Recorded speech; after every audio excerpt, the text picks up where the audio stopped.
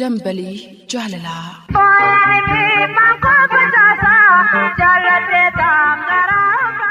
Nageenyi keenya kan kabajaaf jaalalaa dhaggeeffattoota qophii dambalii jaalalaa karaa raadiyoo OBN isin bira qaqqabu dhaggeeffattan maraaf bakkuma isin jirtanitti isin qaqqabu. Kun qophii dambalii jaalalaa yeroo hundumaa torbanitti yeroo kana kan isiniif dhiyeessinu OBN irraatii kunoo har'as isiniif dhiyeessuudhaaf mijuu keenya guuttannee istiidiyootti argamnee jirra. Mijuu guutuu qabannee warreen istiidiyootti argamnee jirru ammoo qopheessitoonni qophichaa Annimoona Naggasaa fi Obsiifilee hanga xumuraatti si waliin turra. Isin immoo bakkuma jirtanii OBN filannoo keessan jalqabaa godhattanii waan nu dhaggeeffattaniif ulfaadhaa isiniin jecha yaada yoo qabaatan qophii dambalii jaalalaa irratti duwwaa 2211 duwwaa 860 fi 861 fayyadamuu dandeessu. Akkasumas ammoo karaa ergaa gabaabaa moobaayilii kiyya irratti waama xiqqooshee barreessee yaada koo isin biraatiin geessifadhaa yoo jettaniif 8330 isiniin eeggata. Kana qofaa miti Oromiyaa Broadcasting Network irratti yoo qophii dambalii jaalalaa irratti nan hirmaadhaa jettanii yaaddaniif nuti filannoo hedduu qabna. Eeyyeen karaa iimeelii keenya djobsikebeki@gmail.com fi karaa lakkoofsa saanduqa poostaa keenya 2919 Walaloo Xalayaa waan dhaggeeffattoota bohaarsaa barsiisuu nu bira qaqqabsiistanii akkasumas nama jaallattan biraan gaachuuf karri keenya banaadha. Akkasumas ammoo OBN dhuftanii qaamaan dubbifachuu fi dubbatachuu yoo barbaadaniifis OBN Adaamaa jirraa yaada keessan akkasumas ergaa namoota ergachuu barbaadanii nurraa hin qusatinaa isiniin jenna. Eeyyee akkas jechaa hordoftoota keenyaa qophii dambalii jaalalaa har'aaf qindeeffannee eegaluuf deemna.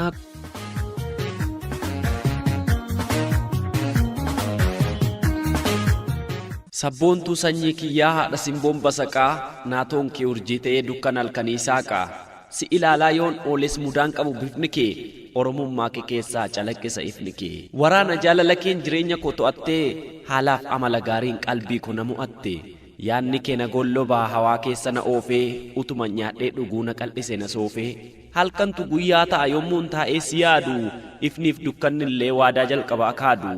Bakka ati jirtu dhufuuf hin daanga'u faanni koo of biraa yoon si dhabu nagoolama yaanni koo uumaatu naaf hiixate galaa umurii guutuu barcuma onnee korraa haalaanis gadi hin buutu situ na keessaa qaba iddoo adda baafame foddaasaa gubbaarratti suuraa kee kan kaafame si eessituu koot ati siin dalaga miirri koo tokkitti akka lubbuu anaaf sidha firri koo lookoo kiyya yaalu beeqal'oo ko mudhiin sonsaa dilbiif gumbiirra caalta si qabaachuun na boonsaa siif moggaasuuf nan dhabe maqaa gaarii si ibsu gaafa ittiin si waammadhu kan garaa ko na ciibsu damma ko yoon siin jedhe dammas ni nuffa namni aannan yoon siif moggaase itti makama dhabni urjii ko siin jechuudhaaf ifni ishee dimimmisa jaalalli kee galaanaa hin beekamu hammisa nyaata obsaan eeggatu yeroo saarra yoo darbe yaanni kee nama deesse mirga jiruu koo sarbe dhungoo qofaa fi miti kan hin fedhuuf si arguu baddaan gammoojjii caalee siif gubee kan na wargu yaaddoo jiruun dagadha si ilaalee nan quufa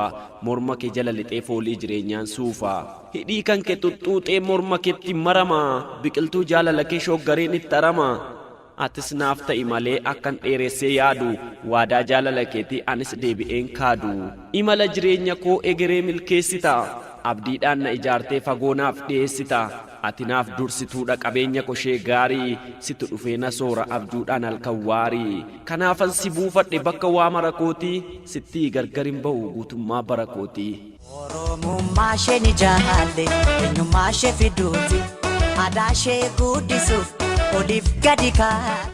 Onnee kiyyarraa fuudheen yoomuu siif seenaa waadaa an dhibee biraan qabu dhukkuba kan keen aadaa kan onneen ragaa ba'uu siifan seenamee irbu waadaan kiyya waadaadha sin fedhaaman sin jibbu yoo jaalalaatii malee hin qabu man siif jibba sin jaalladhaam gar malee qabaattus mudaa dhibba sin jaalladha yoomiyyuu takkaa si dhabuun fedhu arrabni koo danda'ee sin malee waa hin jedhu garaan kan koo jabaattee takkaa sittiin qabamtu yogguun deemus yoon taa'us at na duraan dhabamtu qalbii koo fudhatteetu ana duraa rarraaste jaalala kee miidhagaan anaan qalbii na raaste si waliin jooraan bulaa halkan yaadaan hin rafu yoon gattaa'us yoon deemus yaada keenna yeelalaa takkaa na biraa nafu bacaqii gannaa baanee erga geenye as birraa anaafati wal taanii maal yoo wal baane dharraa iji koo banameetu qalbii kan kee ilaala hogguuyyuu na dhukkubaa furmaata dhibee kootiif jaalala keeti na yaala ija kee keessan laalaam ilkaan kee adiisan situ hundaanaaf caalee balbala onnee koo bana iddoon kan kee guddaadha gola onnee koo keessa bakka barbaadde feetee qabde sanaan sakaalteetu bakka filattee teessa guutummaa qaama kootii siif laadheeraam dabarse hidhaan jaalala keetii anaan na sakaaleera qaama koo hunda marse an jaalala keef jecha halkan hirriban dhaba onneenis na birratee deemus qalbiin na caba sin jaalladha sirriitti jaalala isa qulqulluu kan haalaan hin daangofne kan hin diigne waa shirruu shimbirroon gadi jettee haafumallee waa hin fuutu yoonan takkaasi gatee qalbiin kan koo haa duutu sin jaalladha boonaa koo atanaaf kennaa kooti kennaa koo qofaa miti badhaasa harka waaqaati hamaanuus hin danda'in naaf jiraadhu darbiitii hamtuun keen dhaga'amiin naaf jiraadhu darbiitii jaalalli dhugaan ammoo yoo qofaa nama miti anumaaf siitu tokko mee koottu waltaanaati jaalalli dhugaan ammoo qofaatti nama miti anumaaf siitu tokko mee koottu waltaanaati.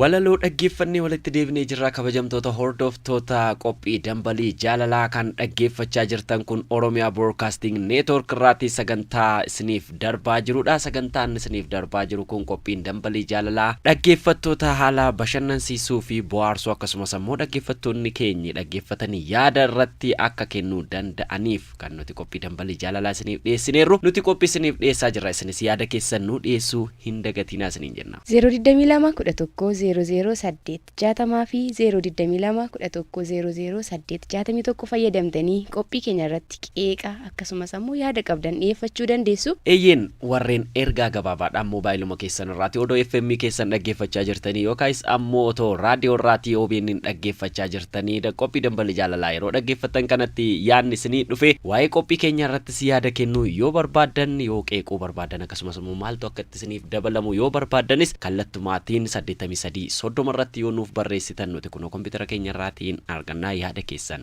deebisnee qilleensa irra isiniif oolchina waan sirrattu waan qeeqxan yoo ta'e garuu yaada keessan fudhannee hojiitti hiikna. Akkasumas ammoo warreen ammumaa nu dhaggeeffatanii ani maaliif qalamaaf waraqaa koo walitti buusee naman jaalladhu biraan walaloodhaan akkasumas ammoo xalayaadhaan ergaa koo dabarfadhu warreen jettaniifis karaa iimeelii keenya djobsikebeki@gmail.com fi karaa lakkoofsaan dhuqa poostaa keenya 2919 nu qaqqabsiifachuu dandeessu. Kanatti aansuudha qophii dambalii jaalalaa irraa keessatti isiniif dhiyeessinaa jennee kan nuti qabannee jirru goleewwan arfan Oromiyaa irraati kan dhaggeeffattoonni keenya nuuf erganii har'ammoo dabareen isaan qaqqabee jennaan nuti isiniif dhiyeessuuf jennudha. Marree xalayaaleen har'aaf dabaree argatan akka barsiisan bohaarsanii fi akeekkachiisanitti isiniif dhiyaachuuf jedhu itti dhiyaadhaa ammallee qophii dambalii jaalalaa waliin turtii gaarii qabaadhaa isiniin jenna.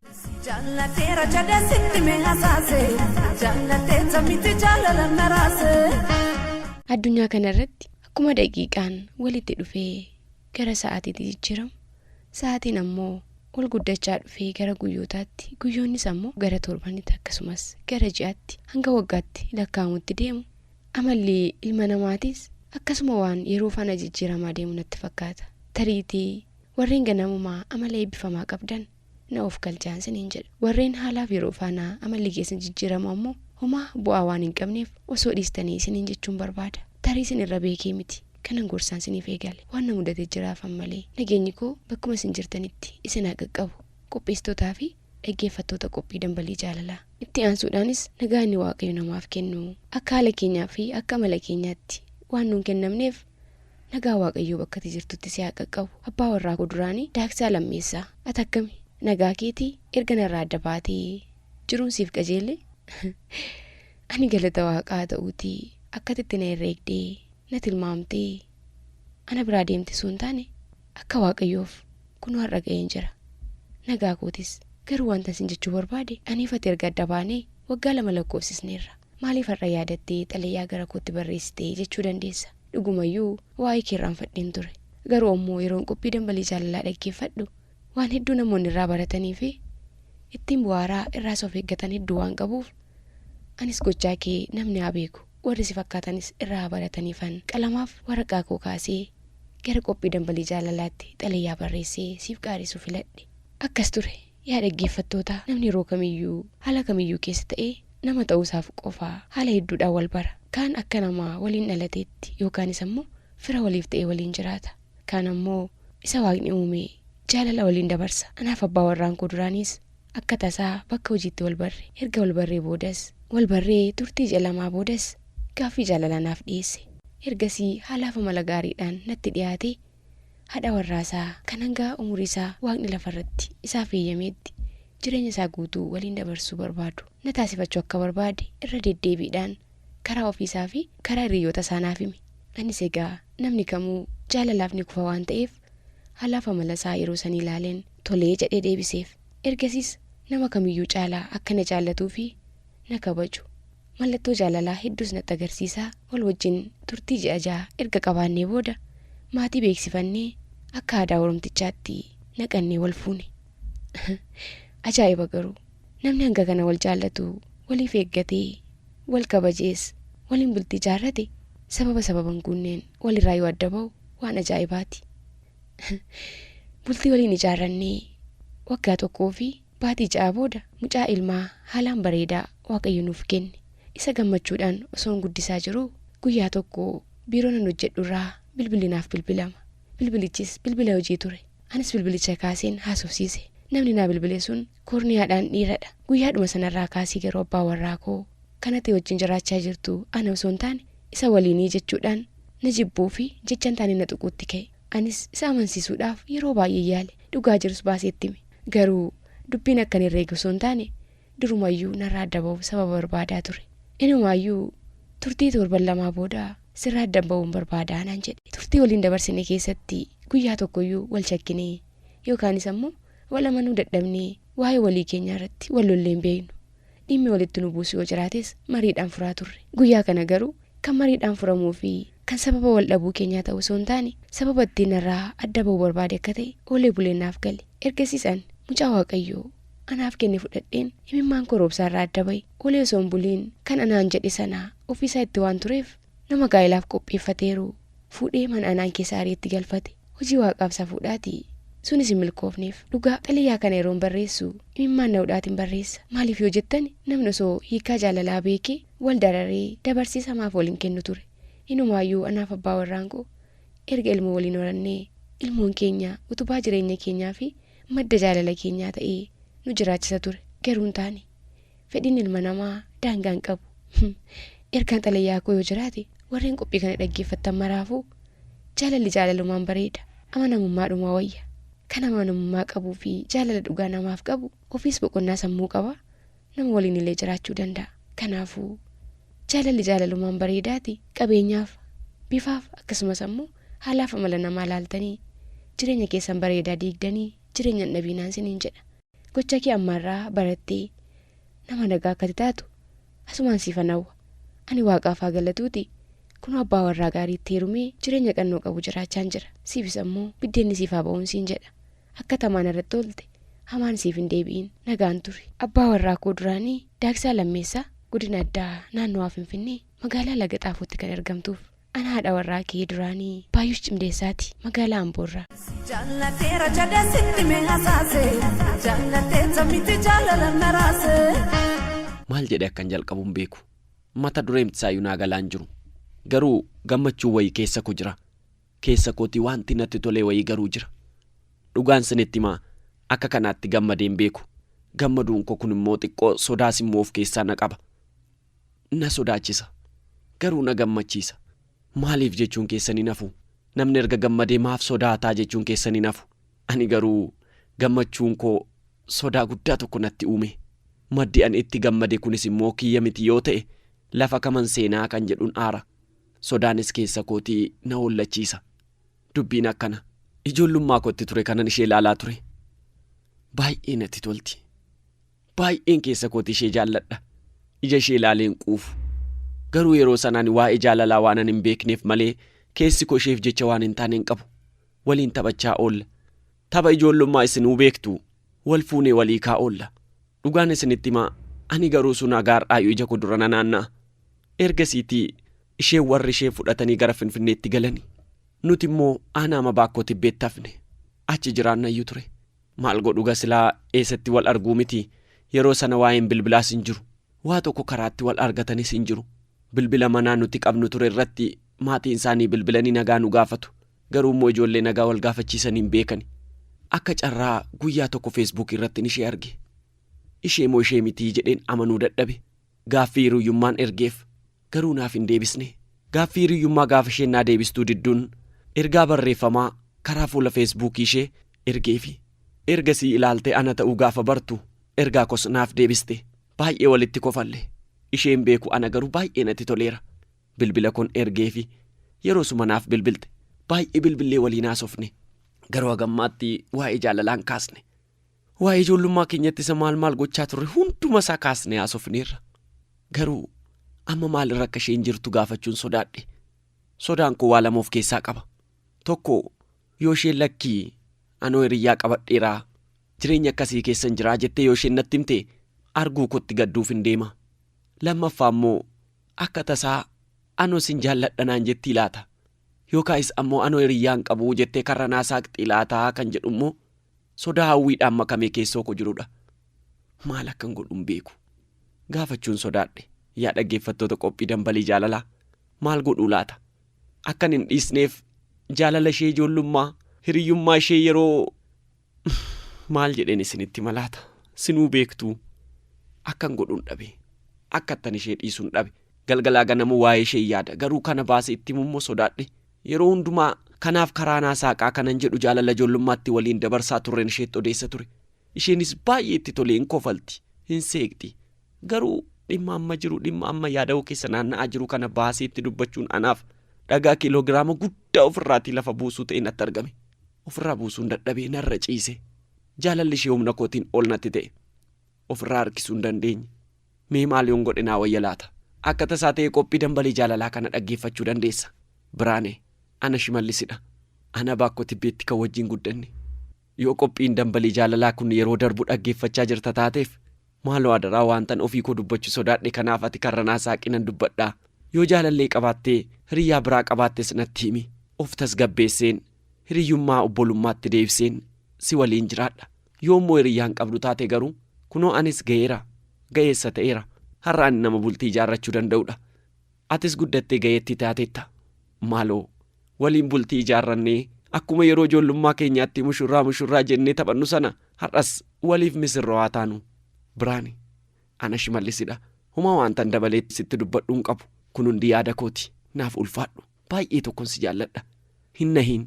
Yeroo ergaa kana dhageessu na jalaan nahiin. Yoo hiriyyaa qabaattes jaalala obbolummaatiin itti fufnaa. Yoo hiriyyaan qabdu taate immoo waaqatu bassoo irratti aannan naqe. Maaloo yaada koo kana immoo naaf hubadhu. Gaarummaatiinis naaf ilaali. Nattis hin dallaniin. Ana Shimallisi magaaluma Finfinneerraa achumatti kan argamtu Biraani.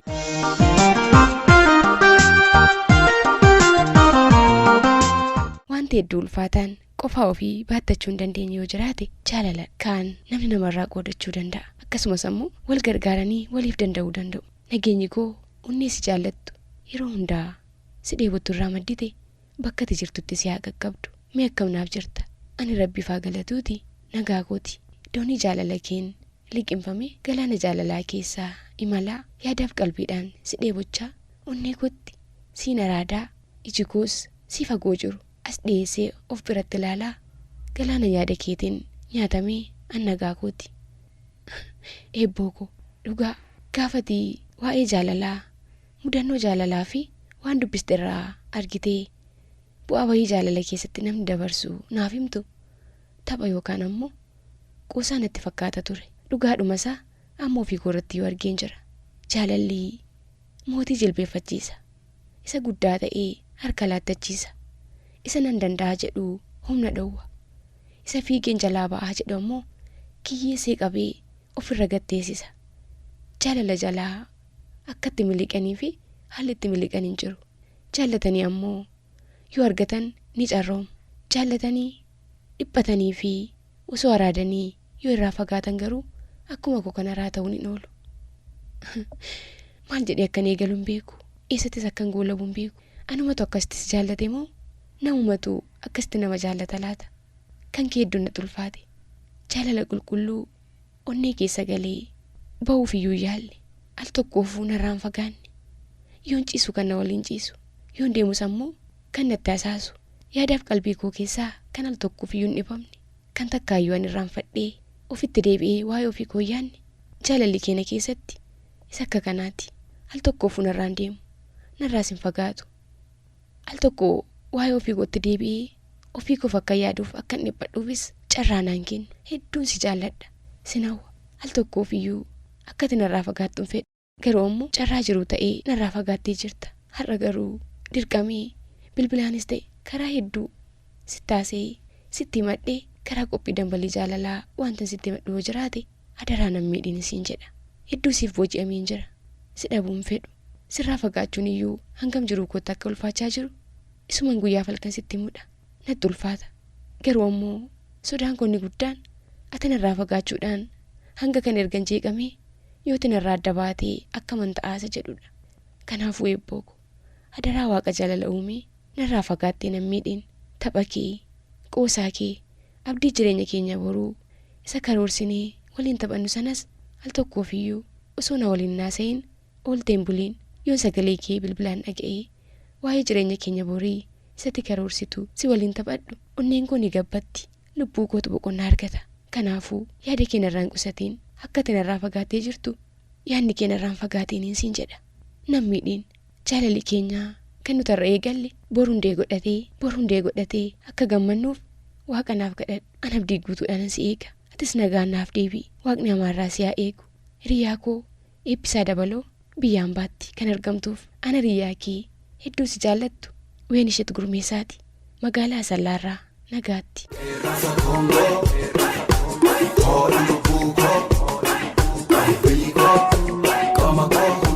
Qophiin dambalii jaalalaa har'aaf qindeeffannee asirratti golabuuf deemna. Hordoftoota keenyaa warreen aga ammaatti nu dhaggeeffachaa turtan ulfaadhaa isiniin jecha qophiin dambalii jaalalaa har'aa akkam ture mee karaa 8330 yaada keessan nuungaa akkasumas ammoo nuuf bilbilaa yaadni keessan nuuf galaadhaa isiniin jenna. Hordoftoota keenya Nimoonaa Naggasaaf obsiifilee immoo qophii har'aa akka amma dhaggeeffattanii qaatan kanatti isiniif dhiyeessine. Kebeekii mul'ata qophicha gulaaltee torban dhufus akkasuma qophii dambalii jaalalaa mijuu qophii dambalii jaalalaa hunda guuttate kan isiniif dhiyeessinu ta'a. Isinis ammoo hanga torbanitti waan dubbatachuu barbaadan qiqindeeffattanii tartiiba qabsiifattanii anatu torbee abbaa carraa ta'a yookaanis ammoo abbaa torban kanaa ta'a jettanii karaa imeelii keenya djobsikebeki@gmail.com fi karaa lakkoofsaanduqa poostaa keenya 2919 xalayaa walaloo nu bira qaqqabsiifachaa kan nufuuf ammoo hawwiidhaan nu eegaa torban nagaaf jaalalaa isiniif haa ta'u. Nagaatti. Dambalii jaalalaa. Jaalallee